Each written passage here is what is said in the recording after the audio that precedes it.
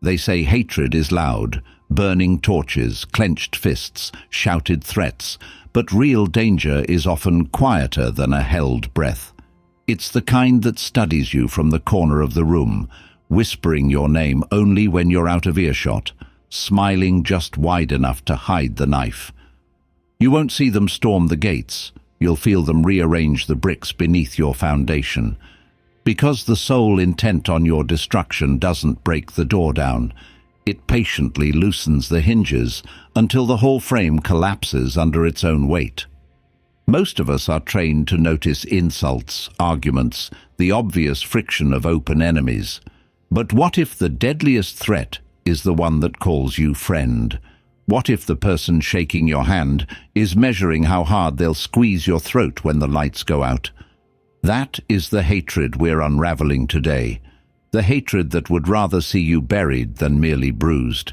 And if you don't learn to read its signs, you'll keep pouring trust into mouths that only thirst for your downfall. The Stoics warned us, life's true battleground is within. Yet they never denied that external foes exist. People driven by envy, insecurity, or malice so deep, they'd sacrifice their own peace just to shatter yours. The question isn't whether these enemies are out there. The question is whether you can spot them early enough to stay unscarred.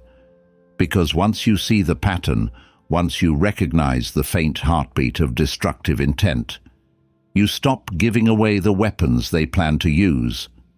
In this episode, we won't settle for the soft language of "they dislike you." We're going straight to the razor's edge.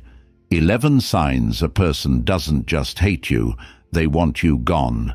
It's darker territory than we usually walk, but necessary if we're serious about protecting our sanity, our mission, and the quiet dignity that Stoicism demands.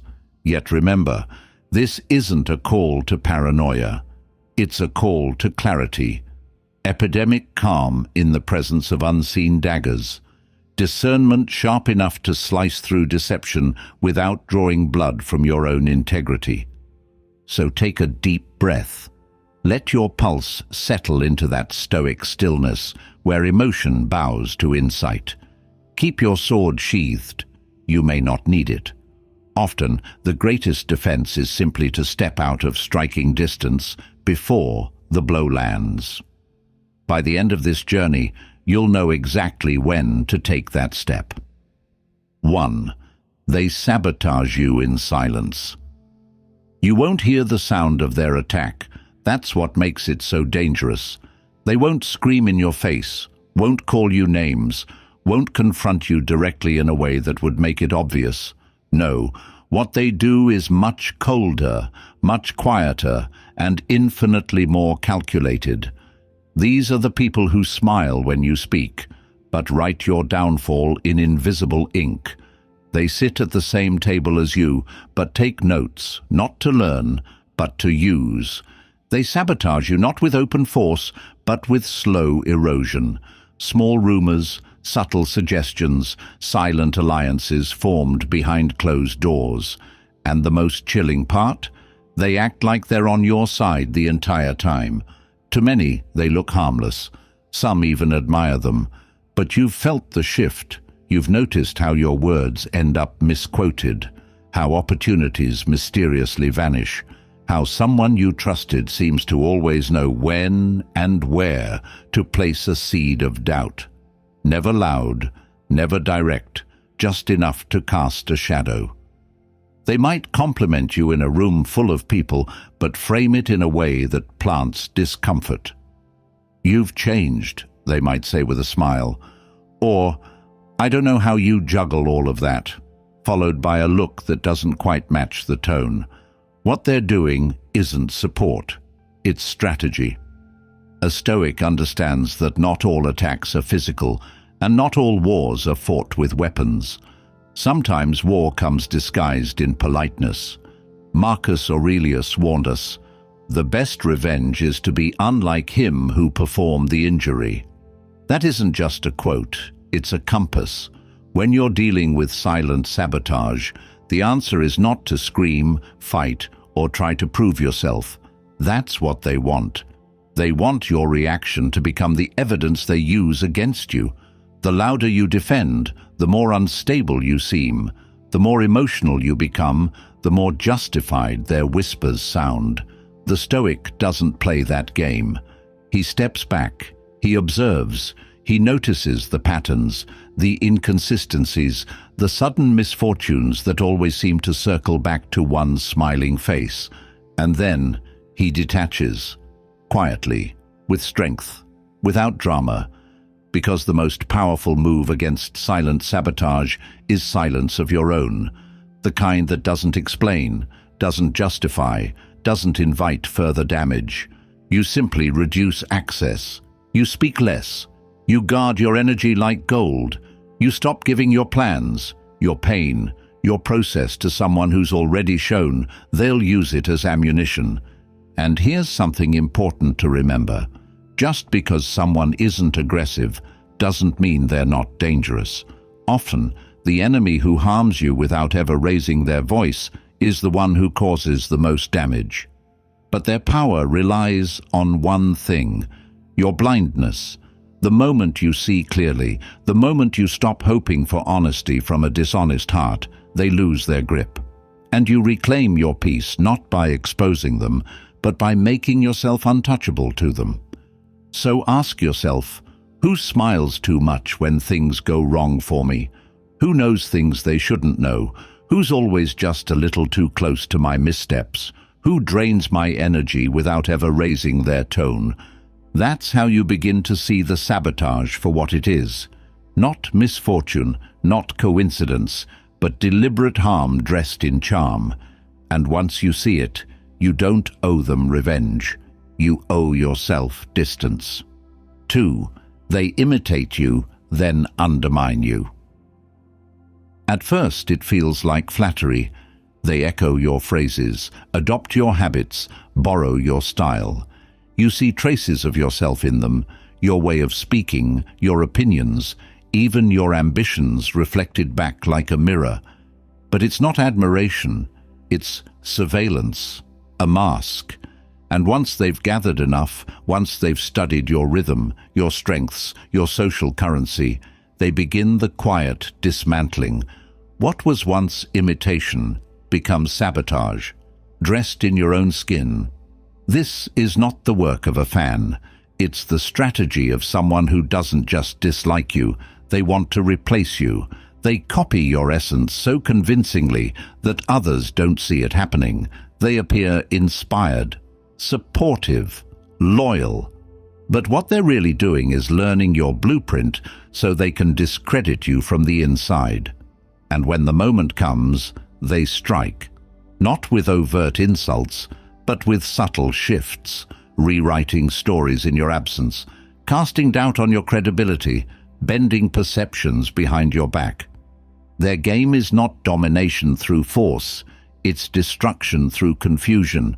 They want to blur the line between who you are and who they pretend to be, so when others begin to question your actions or integrity, the seed of doubt has already been planted. And if you respond with anger or accusation, they'll raise their hands and say, "But I'm just being like you." It's weaponized reflection, and it's dangerous. A wise man doesn't compete with copies, he simply keeps evolving. He knows that authenticity can't be duplicated because it's rooted in soul, not in mimicry. Marcus Aurelius reminds us, the best revenge is to be unlike him who performed the injury. So instead of shrinking or defending, he transcends. He keeps creating, keeps growing, keeps refining until the imitator can no longer keep up with the original. But here's the deeper truth. They don't really want to be you. They want your attention, your reaction, your collapse. Because when you lose control, they gain power. When you lower yourself to expose them, you look insecure. That's how they win. Not by being better, but by making you look worse. So don't give them that stage. The Stoic response is silence sharpened by awareness. You don't have to call them out. You don't have to prove they're copying you. Those who see clearly will notice, and those who don't were never truly in your corner to begin with.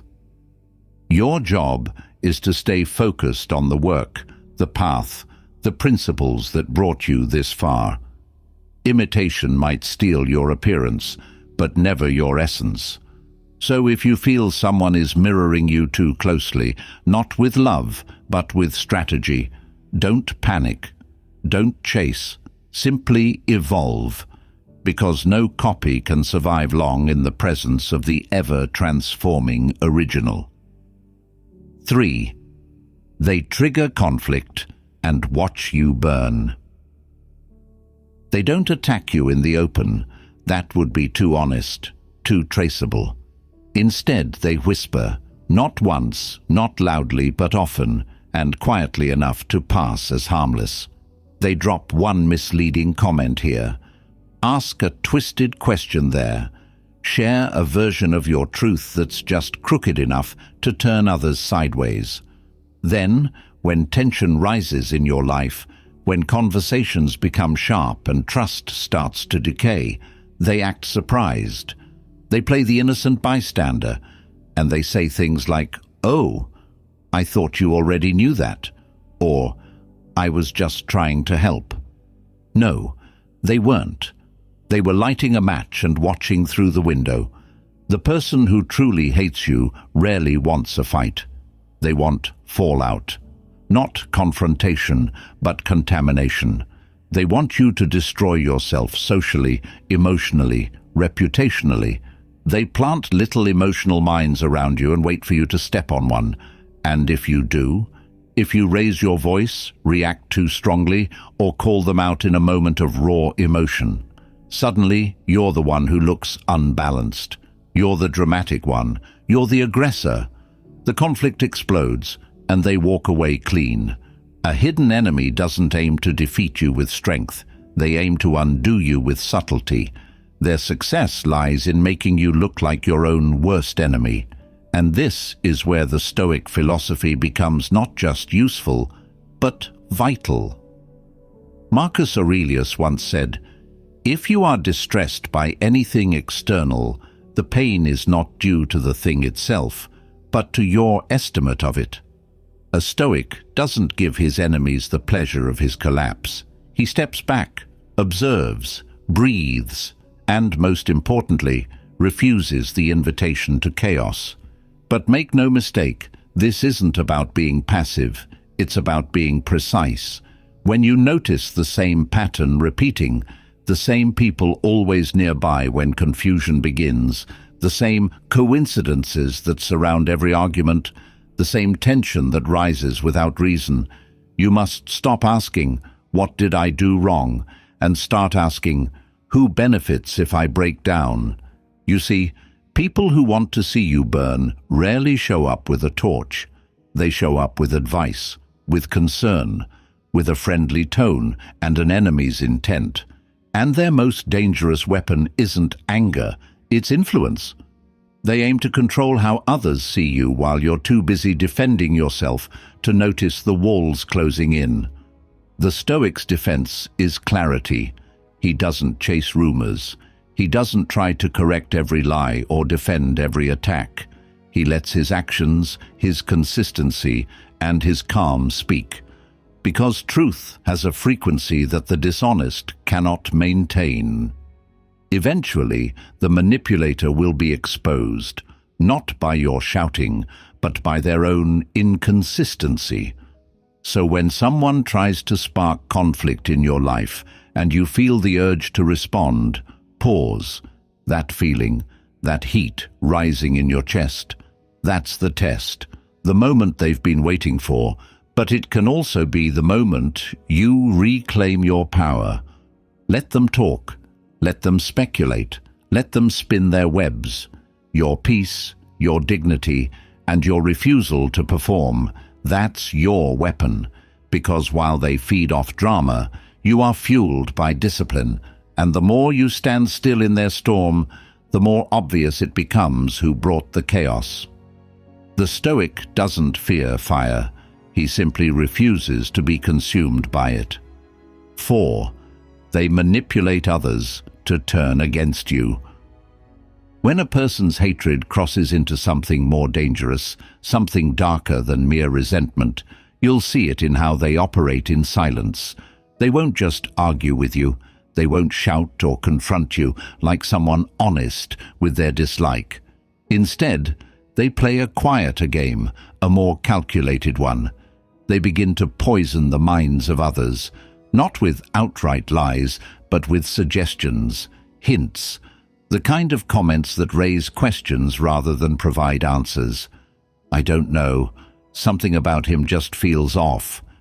She's not who you think she is. They speak like they're protecting someone, but what they're really doing is planting seeds. Seeds that bloom into suspicion, into doubt, into disconnection. This is not confrontation. It's manipulation. And it's deadly in its subtlety. You start to feel it before you even know what's happening. People around you begin to treat you differently, and you don't know why. A coldness enters the room before you do. Eyes shift when you speak. Friends become less responsive, less open. You're left wondering, what changed? You replay your steps, review your words, trying to find the moment something went wrong. But the truth is, it didn't go wrong. It was made to look wrong.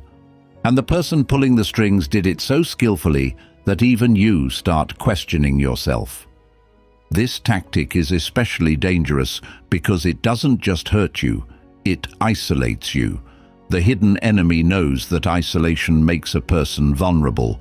When you're cut off from support, from connection, from affirmation, it's easier to destabilize you. That's why they work in shadows. That's why they aim not just at your reputation, but at your relationships. Because tearing you down isn't enough for them. They want you to feel alone while it's happening. But the Stoics offer a different kind of armor. Epictetus warned, "If evil be said of thee, and it be true, correct thyself. If it be a lie, laugh at it." A wise man does not run from slander, nor does he exhaust himself trying to control the story others tell. He knows that narrative is external. What matters is character, who you are in private, what you stand for when no one claps. Reputation is borrowed, but virtue is yours alone. So, what do you do when someone is turning others against you? You don't explain yourself to every person who starts to doubt. You don't beg for clarity or plead your case. You live, fully, honestly, consistently. The storm will pass, the fog will lift, and when it does, those who walked away will see who stood in silence with strength, while others moved in manipulation. And if they don't, that's fine too, because peace comes not from being understood by everyone, but by being deeply at peace with yourself. You must learn to walk alone without bitterness, to watch the collapse of false alliances without panic, and to remain gentle in a world trying to twist you into something you're not. Let them manipulate, let them whisper, let them gather people in dark corners, but don't stoop to their level. Don't fight shadows with shadows. Your life, your actions, your unwavering alignment with truth, that's your answer. Not to them, but to yourself. 5.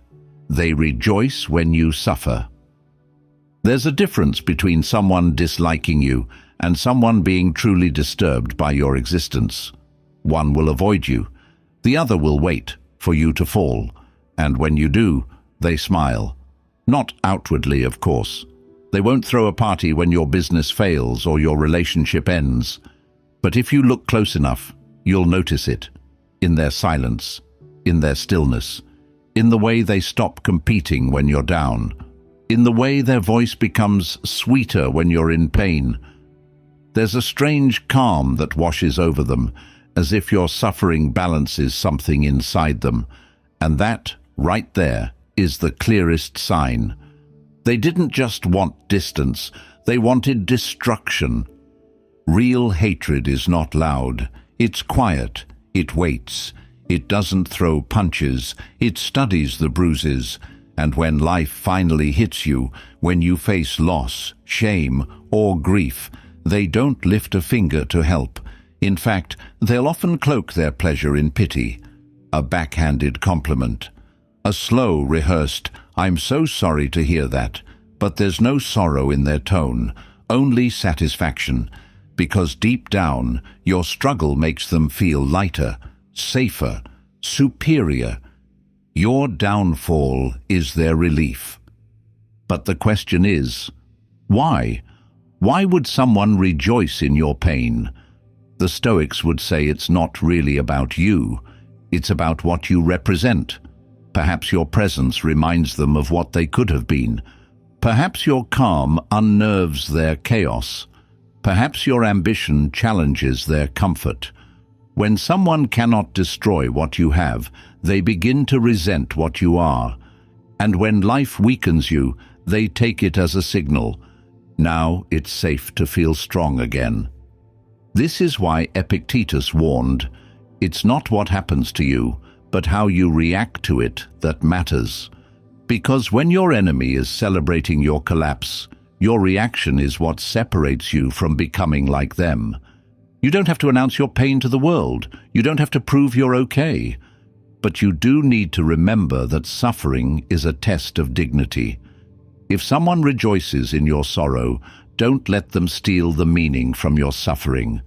Turn inward, observe, endure, learn.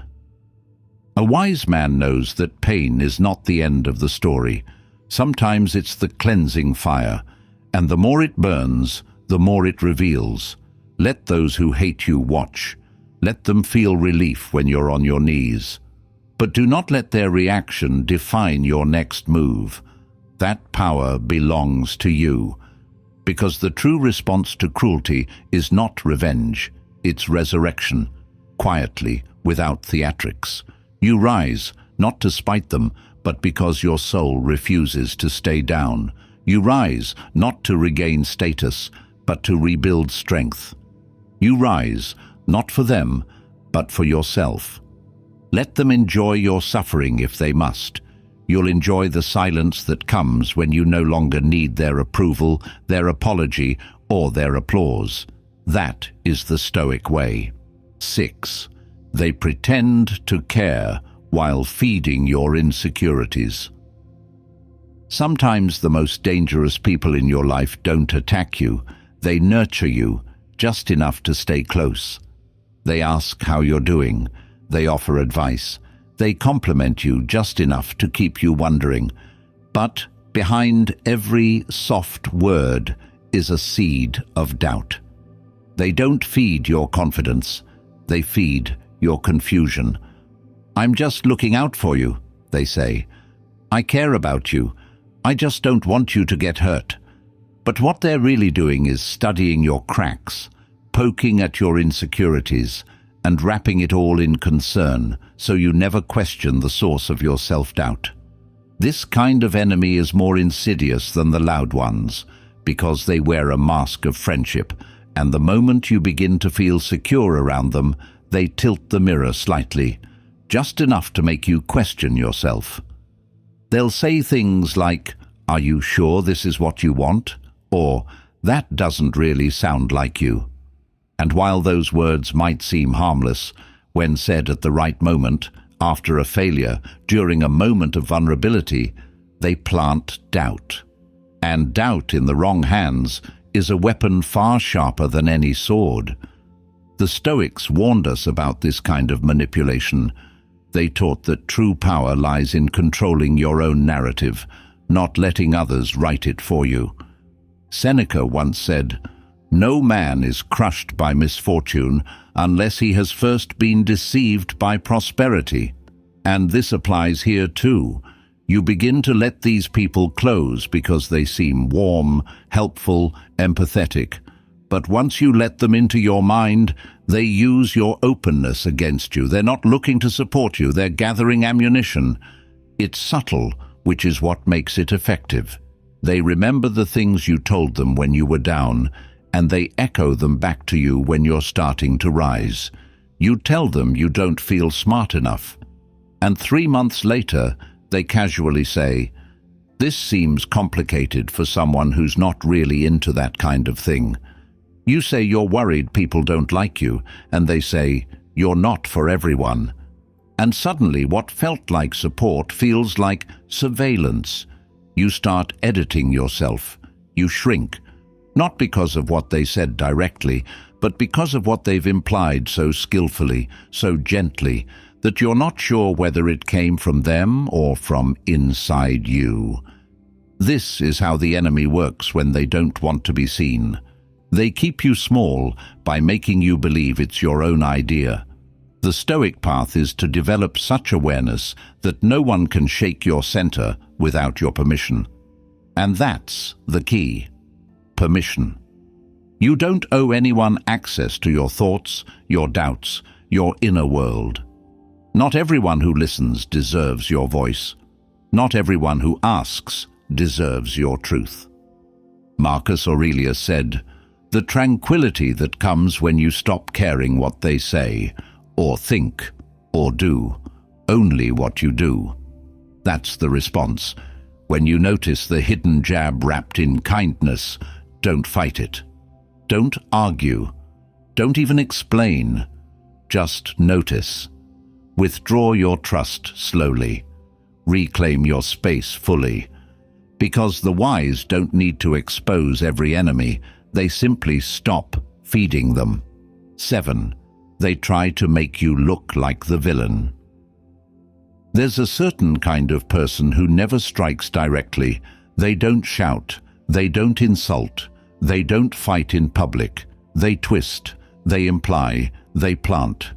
And slowly, without you realizing it, they start rewriting the story, casting themselves as the misunderstood hero and you as the unstable, angry, or selfish villain. It's not just manipulation, it's character assassination by narrative. And the most dangerous part, they make you help them do it. They'll start by sharing small half-truths with others. A moment when you were frustrated becomes a story about how you're always aggressive. A boundary you set becomes, "They're just difficult to deal with." And because they say it calmly, with a tone of concern, people believe them. They look like they're just worried about you, while in reality, they're tearing your credibility apart behind your back. One conversation at a time. The Stoics warned us about reputation and why it should never become your master. Epictetus taught that our peace must come from who we are, not how we are seen. Because when your peace depends on public opinion, you'll constantly find yourself trapped, defending a version of yourself that others are determined to distort. You'll waste energy trying to correct the record, explain yourself, or prove your goodness to people who already made up their minds. And in doing so, you give your enemy exactly what they want: control over your center. When someone is committed to misunderstanding you, clarity becomes futile. They're not listening, they're gathering, not to understand, but to build a case. The Stoic response isn't to fight every falsehood. It's to live in such a way that the lies eventually dissolve under the weight of your consistency. Marcus Aurelius said, "If someone is able to show me that what I think or do is not right, I will happily change, for I seek the truth. But if someone is just attacking or misrepresenting, I am not obliged to respond." In situations like this, silence isn't weakness, it's strength in its most distilled form. You don't need to chase after every whisper or put out every fire they set in secret. You need only to remain rooted in who you are. Let your calm, your integrity, your steady hand become your defense. Not for them, but for you. Because once you see what they're doing, the goal isn't to win the public battle, it's to protect your private peace. What they want is your reaction, your anger, your over-explaining, That's the fuel they burn to light their story. And every time you respond with outrage, you confirm their version of events. But when you respond with presence, when you keep showing up calm, clear, and consistent, you take the story away from them without ever having to say a word. The Stoic doesn't play games with shadows. He stays in the light, even when the crowd is confused.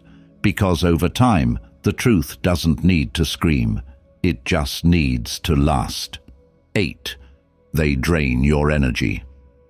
There's a subtle kind of violence that doesn't involve insults or fists. It comes in the form of exhaustion. And the worst kind of enemy isn't always the one who attacks you directly. Sometimes it's the one who stands close, pretending to be harmless, while slowly draining you of your emotional energy, your mental clarity, and your will to move forward. It's the fatigue that follows every interaction, the fog in your mind after every conversation, the sense that something important was just taken from you, even if you can't quite name what it was. These people don't operate with knives. They operate with invisible threads. They pull your attention with passive-aggressive comments. They bait you with subtle guilt. They constantly create emotional situations that require you to explain, defend, or clarify yourself. And the more time you spend in their presence, the more you realize that you're not yourself anymore. You feel reactive instead of calm, confused instead of clear, tired instead of centered. And that's no accident.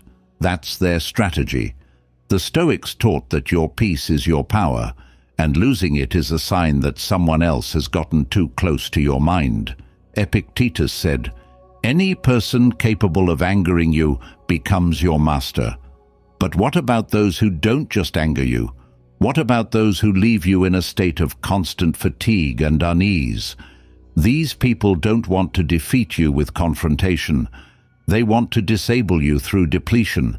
You'll know you're dealing with someone like this when you start rearranging your life around them, not because they asked, but because it's the only way to preserve your sanity. You delay projects, you withdraw from others, you walk on eggshells. You spend your quiet time recovering from their presence rather than reflecting on your own growth.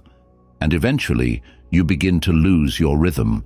That's when you need to wake up, because a person who truly supports your peace doesn't make your soul feel like it's in a war zone. They don't confuse you. They don't make you doubt yourself. They don't need you constantly performing emotional gymnastics just to keep things from falling apart. The Stoic sees this clearly and responds not with confrontation, but with distance. Detachment, in this case, is not cruelty. It's survival. It is the conscious decision to guard your energy like it's gold, because it is. You only get so much clarity, so much focus, so much calm each day. And if someone consistently empties you, they are not a neutral presence. They are a threat. Marcus Aurelius wrote, "The tranquility that comes when you stop caring what they say, or think, or do, only what you do. The more you allow chaos to live rent-free in your mind, the less room you have for your own becoming. So step back, observe, ask yourself, do I feel more alive or more depleted after this interaction?"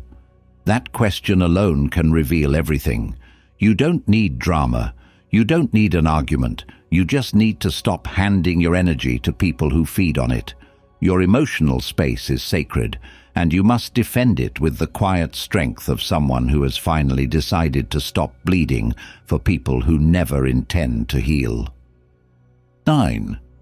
They test your limits, not to understand, but to break you. Some people don't want to know you so they can connect. They want to know you so they can dismantle you, and they'll never say it directly. Instead, they push in subtle ways, asking questions that seem innocent, probing past wounds, pushing emotional buttons just to see what happens. It's not curiosity, it's weaponization. It's not connection, it's psychological mapping. Every reaction you give them is ammunition. Every boundary you hesitate to reinforce becomes an opening, and slowly, methodically, they start to play a game you didn't agree to join. This is not a debate. This is not a misunderstanding. This is someone trying to figure out how much you'll tolerate before you crack. And when they see that you avoid conflict, they push harder. When they sense that you want peace, they manufacture chaos. When they learn what triggers you, they touch it, gently at first, then more boldly. It's never about the surface topic. It's never about the conversation. It's about control. It's about seeing how far you'll bend before you break. The Stoic response is not to yell or argue. It is to see with clarity, to realize that just because someone speaks softly doesn't mean their intentions are gentle. Marcus Aurelius said, "The best revenge is not to be like your enemy." That means not becoming reactive, not becoming cruel, and most importantly, not becoming naive. Because true strength doesn't just resist force, it recognizes manipulation and refuses to play along. You are allowed to say no. You are allowed to walk away. You are allowed to set a boundary without explanation. A wise person doesn't keep opening the door to someone who only comes in to rearrange the furniture of their peace. You don't need to justify your limits. You don't owe anyone access to your mind, your emotions, or your private space, especially those who test it, not to understand you, but to erode you. And here's the truth. Most of the damage done to us in life doesn't come from enemies with knives. It comes from people who kept nudging, poking, and pushing until we started shrinking, until we lost trust in our own instincts, until we forgot what it felt like to be steady. But the moment you see the pattern, the moment you realize this is not love, not curiosity, not support, it is domination dressed in friendliness, that's when you reclaim your power. Seneca said, "Sometimes even to live is an act of courage." And in a world where so many want to shape you into a version they can control, the courageous act is this: to know yourself so well that no one can rewrite you. To draw your lines boldly, to say, this is where you stop. Because when you don't teach people how to treat you, they will test until you forget who you are. But when you live with conscious boundaries, no one gets to turn your soul into a battleground. 10. They never celebrate your wins. There's a special kind of silence that reveals more than words ever could. It's not the silence of someone who didn't see your progress. It's the silence of someone who saw it and couldn't stand it. You get a promotion, a breakthrough, a moment of recognition, and they say nothing. Not a nod, not a message, not even fake applause. Because your rise unsettles them. Your success reminds them of their stagnation. And rather than confront their own limitations, they resent your growth in silence. These are the people who are loud when you fail and invisible when you rise. When something goes wrong, they're quick to chime in, to express concern, to offer unsolicited advice, to check in under the guise of support. But when you shine, they vanish. They scroll past your win. They change the subject. They act like it didn't happen. Because in their mind, your progress is an offense. It's a threat to the identity they've built around you, staying small, quiet, or broken. The wise man watches this pattern not with bitterness, but with awareness. Marcus Aurelius wrote, "The impediment to action advances action. What stands in the way becomes the way." And in this context, their silence is not a blockage. It's a signpost, a reminder that your path is not dependent on validation, that your growth is not up for discussion, that the applause of others, while pleasant, is not your fuel. Because when you understand that, you free yourself from one of the most subtle prisons of all, the need to be celebrated by those who secretly wish for your decline. You don't need their recognition. You don't need them to see you. You need to keep walking. You need to keep rising. The Stoic lives for inner excellence, not external praise. You measure your progress by how you respond to envy, not by how many people cheer you on.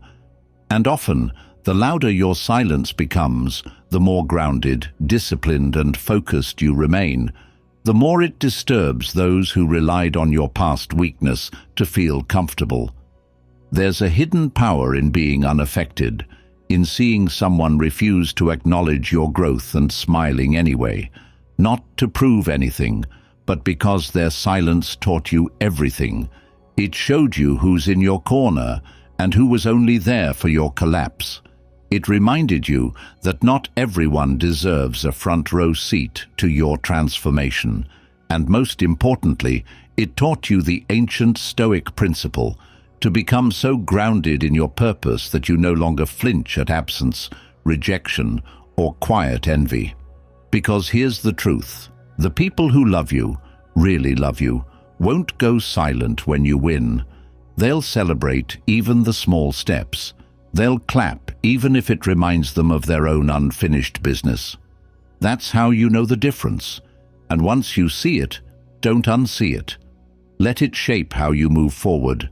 Let it remind you to invest your energy in those who nourish your soul, not those who compete with your light in secret. 11. They obsess over you, not because they admire you, but because they envy your light. At first it may seem like attention, curiosity, even interest. But when you look deeper, you begin to notice something unsettling. Their eyes are always on you, even when you're not looking. They mimic your style, echo your words, monitor your movements. But this is no innocent admiration. It's not respect, it's fixation. The kind that grows not from love, but from something far more toxic: envy. A wise man knows the difference between being appreciated and being watched. There's a certain kind of person who can't stand your inner freedom because they've never tasted it. Your light, your confidence, your ability to move forward in life despite the odds. It disturbs them.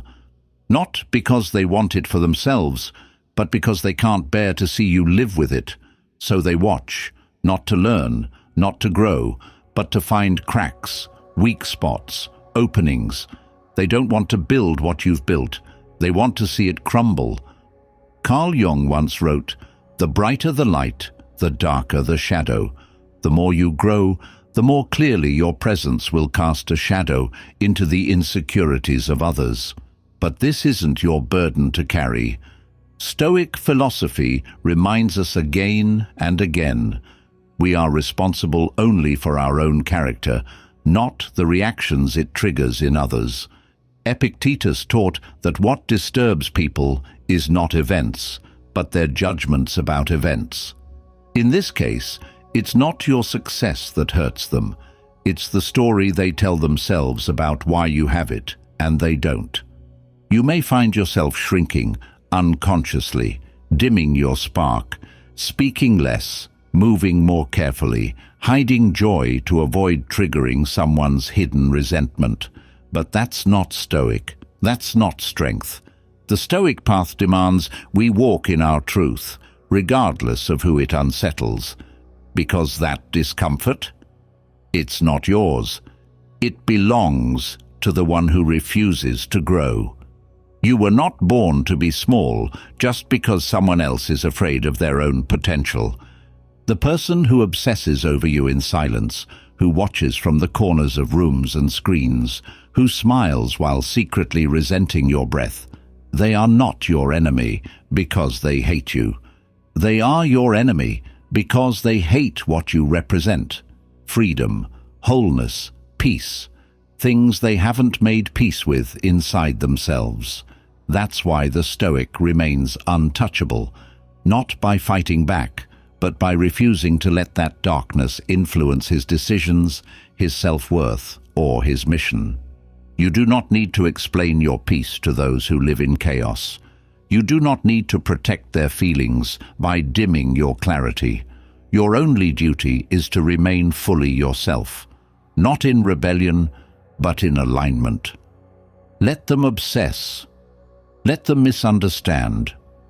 Let them talk. Because the moment you start living to avoid their discomfort, you've handed them power. And the wise man never does that. So if you feel watched, imitated, or targeted by silent envy, don't react, rise. Stand tall in your light. Walk your path with grace. Protect your peace fiercely. As Seneca said, it is not that we have a short time to live, but that we waste a lot of it. Don't waste yours explaining your light to those committed to darkness. Just keep shining and let your life speak louder than their hate ever could. Some people will resent your peace more than they ever celebrated your pain. That's the truth. You could live quietly, kindly, even humbly, and they would still find a reason to despise you, not because you've wronged them, but because your very existence reminds them of everything they've refused to become. That's why the wise don't live for validation, and they don't waste time trying to correct false perceptions. They live in alignment, not approval. If there's one thing Stoic philosophy has taught us across centuries, it's this: your energy is your responsibility. You don't owe access to your presence, your dreams, or your soul to those who intend to harm it. You don't need to argue, explain, prove, or retaliate. You don't need to fight to be seen or beg to be understood. Your path is not theirs to comprehend. It's yours to walk with dignity. So let them talk, let them assume, let them twist your silence into whatever story suits their ego. You are not here to win a popularity contest. You are here to win your freedom from noise, from distraction, from the poison of needing to be liked. And in doing that, you become untouchable, not because the world stops attacking you, but because it no longer moves you off-center. Live in a way that honors truth, not drama. Build a life that thrives in silence, not applause. Choose peace, not performance. You'll lose a few people when you choose that path, but the ones you lose were never with you, and the ones who stay, they'll see your stillness as strength, because that's what it is. If this episode stirred something in you, a realization, a quiet shift, a call to protect your power, then I invite you to keep walking this path with me. Share this with someone who needs it. Subscribe, reflect, and return tomorrow for more clarity, strength, and Stoic insight. You don't need to be louder, just wiser. And if you are, they'll feel it, even in silence.